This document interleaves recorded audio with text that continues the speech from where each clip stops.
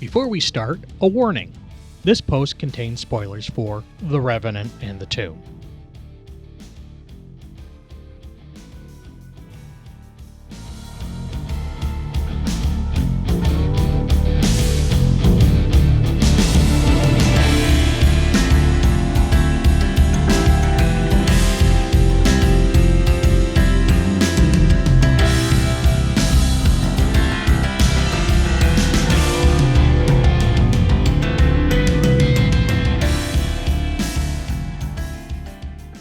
Recently, at the Midland Mall Comic Con, one of the people who enjoyed my book, The Revenant and the Tomb, said their one complaint is that the book ended on a bit of a cliffhanger.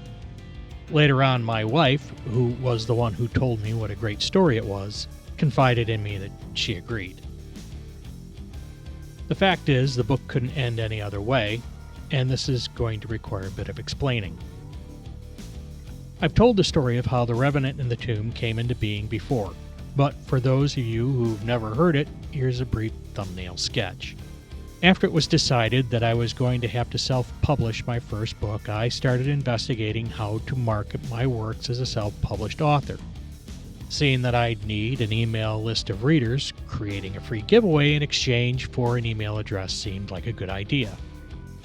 Well, not all good ideas work as intended, or is, in my case, not at all. The Revenant and the Tomb was meant to be a throwaway story with a throwaway character. It was a partial backstory for a character, Asteroth, who appears in the first book of a series that started this whole writing thing. The series about a character named Frankie. Except in that book, Asteroth is identified as the King of Bones. As I write additional books in that series, the King of Bones will make another appearance. In fact, the prologue in The Revenant and the Cult Book 1 sets up the rationale for Asteroth / the King of Bones to be active in the hunt for Frankie. While Asteroth existed prior to the Great War, his bond and allegiance is to one of the members / entities of the Four. Just to give you the scope of the timeline I'm using here, the Frankie series takes place about 1,000 years after the events of the Wizard's Stone.